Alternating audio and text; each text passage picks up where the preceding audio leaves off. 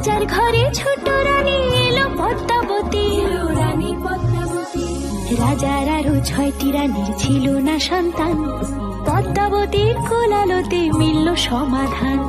বছর যেতে জন্ম নিল 7 ছেলে 1 মেয়ে, হয় খুশির আকাশ হঠাৎ কালো মেঘে গেল ছেয়ে। হিংসেতে যায় জ্বলে পুড়ে বাকি 6টি রানী, যুক্তি করে ঘটায় ওরা 7 কুমারের হানি।